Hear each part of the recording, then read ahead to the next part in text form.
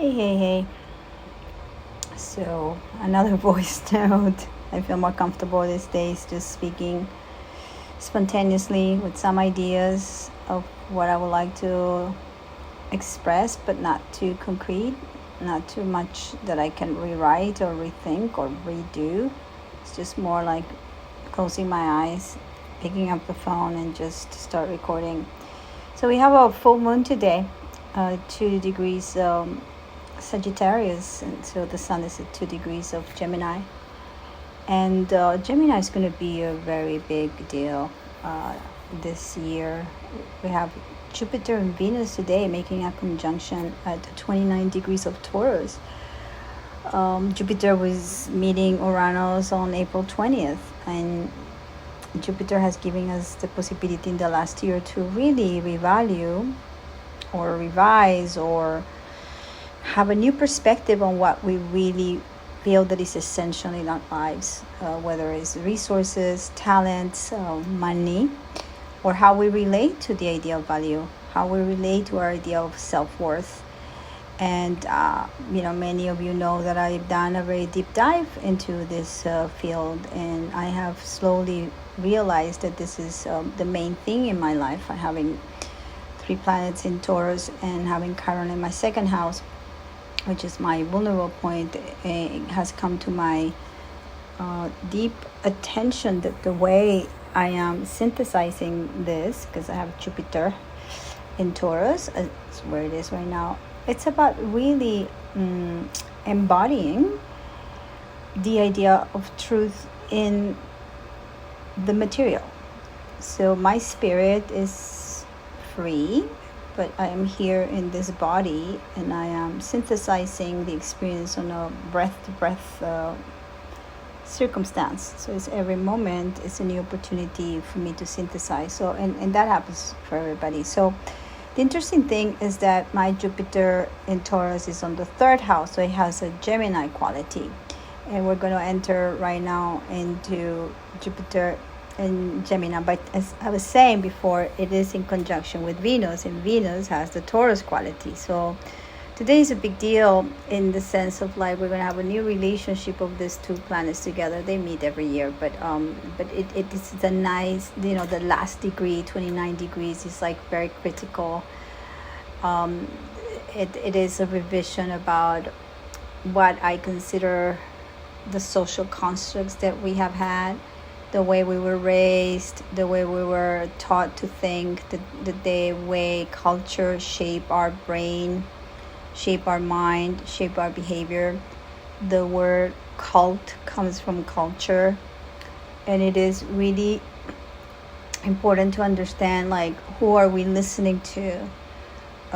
What ideologies are we allowing to permeate our environment, and then we embody them. In Taurus, we're making it this very material, very physical act of taking these ideologies and thoughts and ways of thinking, philosophy, into practice. And so if we've been listening to certain things, certain views, and we embody those views and then we become that, we shouldn't be surprised at the things that are happening in our lives. We're not victims of things that happen to us. We make choices. There's no such a thing as luck.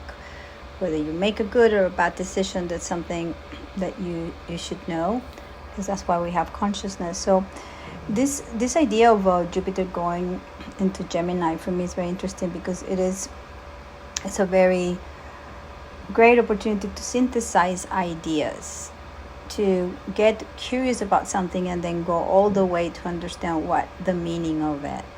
So one of the things that I decided to do was to re-listen to John Vervaeke's The Awakening of the Meaning Crisis. It was a series of 50 hours that he put online for free on YouTube, and there's a marvelous way of understanding how the brain works, how our mind works. He's a cognitive scientist and from the University of Toronto, and a great teacher.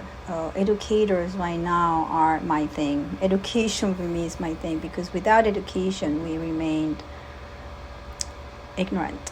And Jupiter is also related to knowledge, and knowledge can be achieve once you have had an experience. Otherwise, it's just pure information or data, as it were.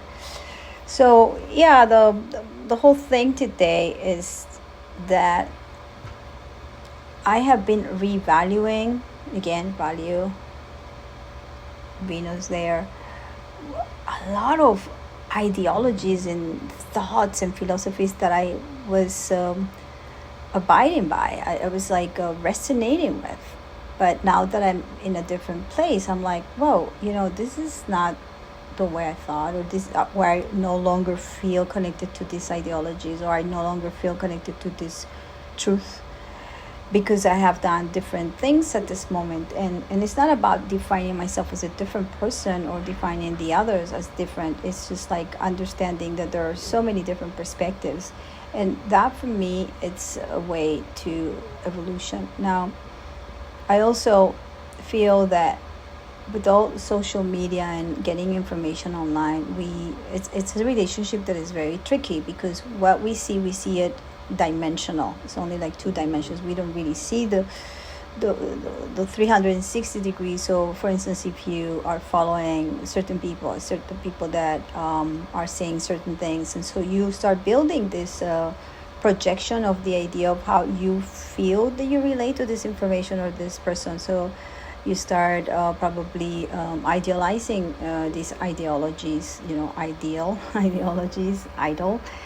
You start projecting an idea in such a way that is expanded, and it goes so far away from the truth and reality. So it is important sometimes to revise and make all those idols human, bring them back down to earth, understand that they also are people and they have their failures, and become aware when we judge them, because we're also being judged by others. We're also being misinterpreted.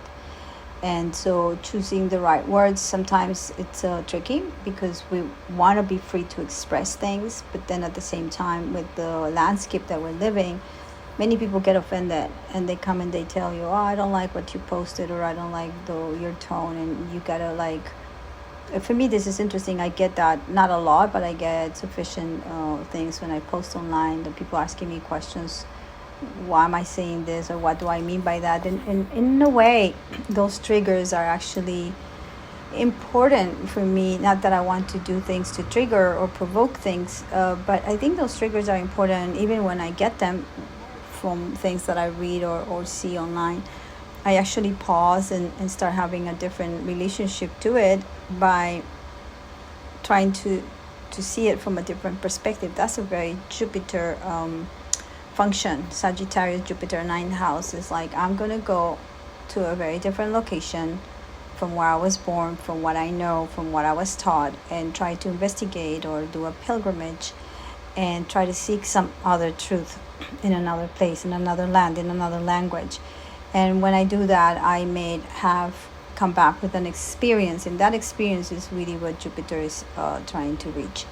And so it is expansive. It's because it's going outside of its own comfort zone to reach out to something that has not been able to be seen, touched, smelled, experienced in a way. And then when it comes back, if it comes back, or when it is transformed by the experience, and that's what makes a life worth of telling stories. So this Jupiter right now, it's going to be telling stories in a very curious way, because in Taurus it was all about like understanding, where am I standing, where's my ground, how can I ground myself, have I really been in touch with my economical situation, is the world really going to explode because inflation is off the roof, do I really understand what economics really mean? I mean, am I making the right decisions? Am I valuing myself? Is my time so valuable that I'm taking care of, saving for the future, so on and so forth? So all these questions right now can be applied into a more like, oh, so I know what my resources are, right? And I know who I am, sort of, with all the energy in areas. And I do value that, and I value my ideas, because that's the Venus with the Jupiter there. Now that we're going to go to Gemini, what can we explore? How can we be curious about it? How are we going to wander around and try to connect with a curious mind, open mind, and to new subjects, new ways of thinking, new experiences, so then we can start building something that is more connected to our heart. Because Jupiter will go to Cancer next year. So we're building ourselves. We're building our ideologies, our relationship to the world as we know it. And because there's so many experiences that have happened since, especially the last 4 years since the pandemic. And right now, for instance, reading or listening that a lot of what happened during the pandemic, especially the whatever pharma thing they created to make people believe that it was going to be a cure, it's all a lie, and so many people are dropping dead. So a lot of people are like really in denial. They don't want to see that because that will shake, and we have to reshape their truth. So sometimes we do something is we go to Neptune and we go like, oh no, I want the whole bottle, I want to get drunk. Or you go to the weed store and you say, I want to get high. Or you do any kind of addiction that you have and you enter into denial. So denial is just like a way to make things take more time to realize things by not looking at them, but not confronting. But that doesn't change them. The fact that people are dropping dead and you're not aware of that doesn't mean that it's not happening. Now, the moment that you recognize that there was something that it doesn't make sense, making sense is a Jupiter function as well, then you have a different idea of what that means. So your brain is recognizing different languages or different forms of expressing something that you thought it had a shape, but now it has a very different shape. And that's what is so beautiful about being able to educate yourself in different subjects, because it really trains your brain and your mind to be open and to always be curious enough to move around so you can reshape the reality, not according to what other people tell you, especially the news and government. Any government that tells you what to do is not a free society. People are going to not allow you to be you because they want you to behave in a specific way. That's not an open society. That's more like socialism, communism, or whatever you want to call that. I don't want to call things names right now, but it is there, and we're in this crisis right now. It's a very deep crisis of identity. People do not know who they are, and they feel and they think that they have to identify with certain things in order to be, but that's bollocks. That's not true. The truth is, like, you can be anything you want, and it sounds corny and cheesy, but yes, you can be, but you have to put an intention of what kind of life you want to lead. You want to be led, or you want to lead and be the master of your own manifestation of your own being. But for that, my friends, unfortunately, you need to be accountable, you need to be responsible, and you need to make sense. And if you don't make sense because you're not questioning the narrative, then you're just following the herd, and then there's nothing I can do for you, because that means that you're probably not even listening to me, and you're following CNN or whatever names of news, or New York Times and all that, BS propaganda. So I don't want to leave this in a bad note, so I'm going to say a couple of things. So Jupiter, it's going to be affecting affecting one part of your chart. So let's say that Jupiter is a function of synthesizing things. It's like understanding. Imagine a little bit like when you listen to a story and then you listen it as a metaphor, then you probably get to understand it more deeply, because you can associate yourself with the story, whether it's a story of an animal or something that happened historical. You can actually become more connected to it. So Jupiter in Gemini is going to help you synthesize many things depending where it falls in your chart. So if Jupiter is going to be falling on your first house, it's all about synthesizing the idea of self. Who am I?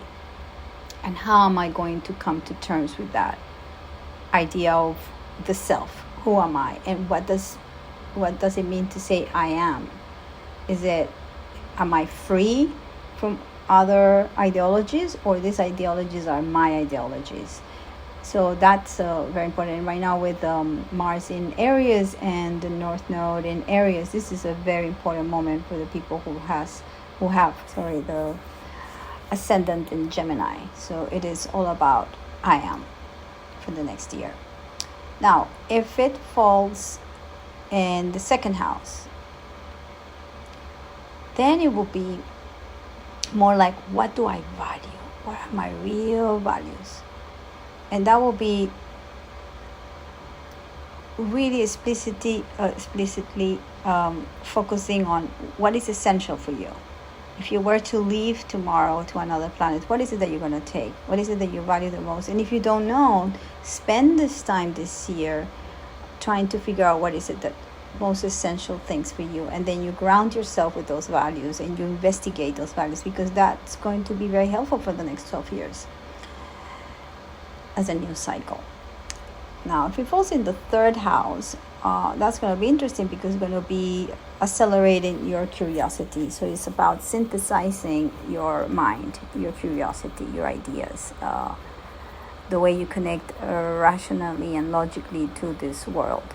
So synthesizing is more like an abstract function from the right side of the brain, and Mercury, third house, Gemini, is more logical. So it is about synthesizing the two kinds of minds.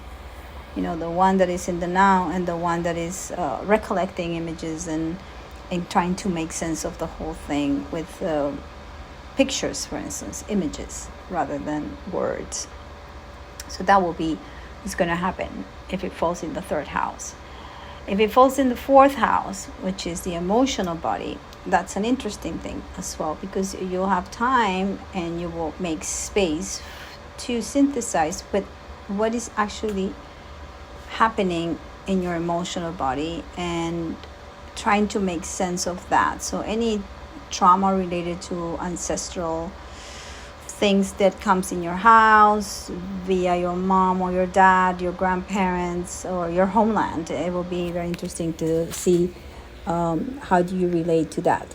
How do you relate to those things that make you feel safe, emotionally safe with yourself and others? So that will be kind of a synthesis of what's happening. I had that in the last year or so, since Jupiter entered my fourth house. So my mom passed away, and she's represented by Cancer, so it's a nurturing energy.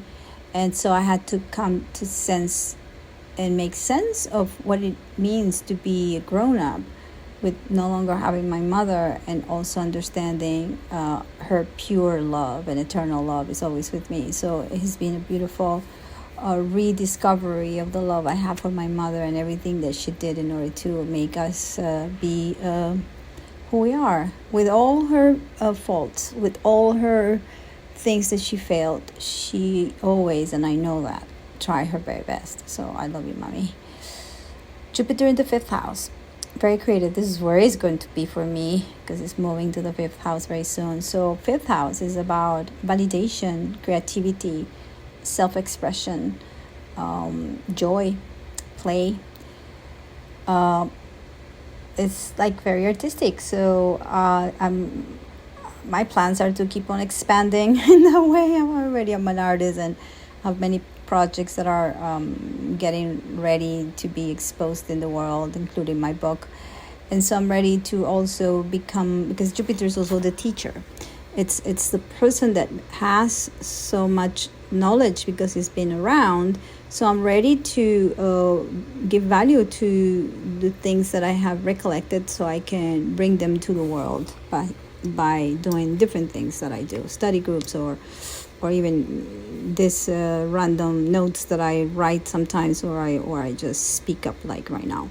So Jupiter in the fifth house, it's going to be a bombastic year with creativity exploding in so many beautiful ways. And if you had like some insights in the last month and a half with the eclipses and the conjunction with Uranus, you might have had already like some insights about what you can do in the future that is revolutionary for yourself. It can be technological advance, or it could be technology is also skill, so it could be a new skill that you have thought of that you could use it to express yourself, and it could be grounding in the material level as well. So that's what I feel is good. It could happen.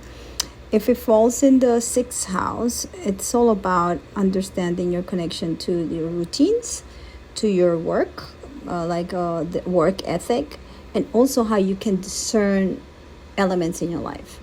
So it's all about the sense of service, about discernment, and how the sense of service is going to be meaningful for you, because Jupiter is going to give meaning to how you serve humanity, how you relate to your rituals every day, your habits, your body, your hygiene, how you relate to even the way you think. Are you thinking a lot of BS? Are you letting your mind be polluted with too much trash, or are you making sure that you select very well what's in your mind? So that's what I feel that Jupiter can do there in the 6th house. If it falls in the 7th house, so Jupiter is going to give you the opportunity to have different ways of relating to others, and that's a fun thing to do, because you could actually take different points of view and test out, like with curiosity. Oh, this is the way this person sees this thing. How interesting. Oh, this is the way that is seen from here. Oh my God, this is so interesting. And then the synthesis occurs when you realize that if you stick too much to a way of thinking and you become so radical about it, what you're missing out is different points of view. Now, if you only stay like switching from points of view, maybe you can fall into not having your own way. So there is a balance and harmony that is needed when it's in the 7th house. And it's a question about what is it that I need? Do I have what it takes? And then do I have the leverage to be able to relate to other people's views? And then can we have a dialogue? Can something interesting emerge from this dialogue? So this is what Jupiter in the 7th house is going to synthesize, is the emergence of other people's points of view or other society points of view. And are those points of view something of my interest that I can synthesize and integrate in my life? Yeah, perhaps. Why not? Jupiter in the 8th house. Oh, this is fun. Let's go dive into the psyche. Let's go dive and try to find out, how does the world, functions? How do I connect to my deepest sense of self, like the darkness? And how am I going to confront all those fears by looking at them in the face and just seeing that probably they're just ideas. And maybe those ideas are filling my ideologies with fear.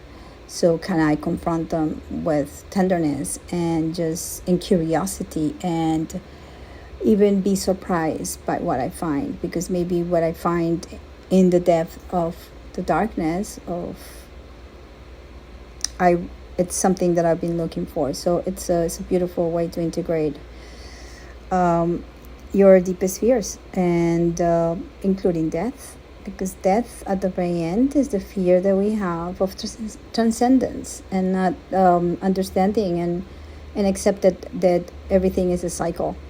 So we want to hold on to things and be very possessive about it, and we are immovable. Yeah, we don't want to move.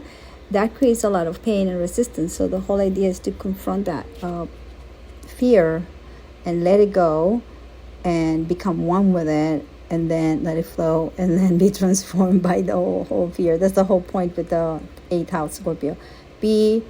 Allow yourself to be transformed by life. So you become one with death and one with life. Jupiter in the 9th house. So that's a very comfortable place to be, because the 9th house is ruled by Jupiter or Sagittarius. So here is all about really, really getting on that horse again, or that motorcycle, and by yourself try to reach out different lands or different ideologies and just really question with curiosity your upbringing. What are the ideologies that you think that they shape you and you are right now, and how many of them can they completely be rethought? It's another opportunity to kind of like erase the hard drive and or put some things in storage and then allow some space for new to come. So be curious about that. Jupiter in the 10th house. So this is interesting. This is all about maturity and authority and becoming accountable and growing up. So what kind of thinking you think or you feel is going to give you the opportunity for you to become a more accountable and more self-responsible for your life? Because if you're still waiting for, again, government or I don't know, any kind of authority to take care of you, you're going to be on the side where you have no power, and you have no say. So this is very interesting. It's about questioning and being curious about all kinds of institutions that you have given your authority, you've given your power to, and they're probably not taking the best decisions for you long term. So this is about becoming responsible about the things you don't want to be responsible about, but then see it from another perspective and see if actually they could be probably very good decisions, and then you've already made good choices, but why not revise them and look at them from different perspective? Maybe they need a little bit of a tweak, maybe they need an upgrade or even a downgrade. So it's up to that. Jupiter in the 11th house. So this one is interesting because it's all about, 11th house is about peers, it's about groups, it's about the future, but also about trauma. And I've been really lately wanting to write more about trauma, because I see that when we idealize ideologies, we tend to think that that's the solution for the future, and we stay stuck with the solution as opposed to be embodying and be challenged by it day by day. So nothing can get fixed with an idea. Nothing is fixed with just an ideology. That's BS. What I feel that is important is like with Jupiter in the 11th house is to give oneself the opportunity to explore other ways of healing and integrating and synthesizing what trauma could have been. It could be that you feel that probably you were never connected to all the kinds of people. So it's interesting. It's like it is through the people and the peer groups that you could probably have a challenge to see things in a different way and perhaps get integration about things that were painful to you, and that now they can be integrated and come to terms.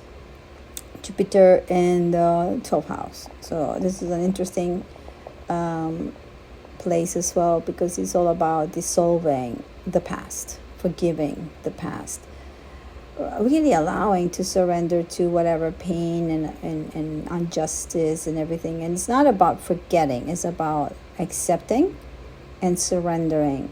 You can still remember it, but the way you're going to remember is a very different view. It's like you're going to remember, oh, that happened to me, instead of saying like, oh, I hate it, whatever.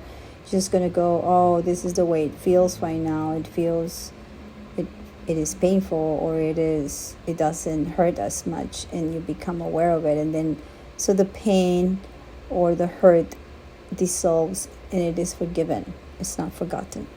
So that's the whole round. There's more, obviously, but I'm not going to go that here. I think that I've been speaking for a long time. My eyes are closed, so I'm just like channeling. Just going to open them very slightly to see the chart. Yeah, another thing that I see that is very beautiful with this full moon is that Mars is in the middle of the North Node and Chiron in Aries. So it's really strengthening a lot the courage that is needed to actually stand on your own 2 feet and say, I am. It's a very powerful. Neptune is 29 degrees Pisces, so we know that we're at that critical degree of the last bit of the whole cycle. That's the ruling planet. It's like, my question to you guys is like, how much of what you see outside of your eyes you think is true? and how much of it is an illusion. So how much of the matrix have you been able to figure it out? It's a personal question with a personal answer, and it is something that you will have to ask yourselves. Are you living in your truth, or are you just being part of a bigger plan where you have no say and you're not free? So freedom comes in many ways. Freedom comes financially, emotionally, spiritually, legally, and did I say emotionally? Yeah, I did say all that. And physically, you can also be trapped in your body, you can be trapped in your mind, you can be trapped in your emotions, you can be trapped with no money, you can be trapped legally, just surrendering all your rights to a fake government. So anyway, I wish you all a beautiful week. I'll come back to writing, perhaps, I don't know, and to share other insights. I'm still working on some projects, still trying to make sense of this world and not trusting everything that I see until I don't do my own research and I don't embody it by myself. So enjoy what's coming. I have a lot of hope, and I am an optimist after all. Bye-bye. 31 minutes. Oh my goodness. Bye-bye.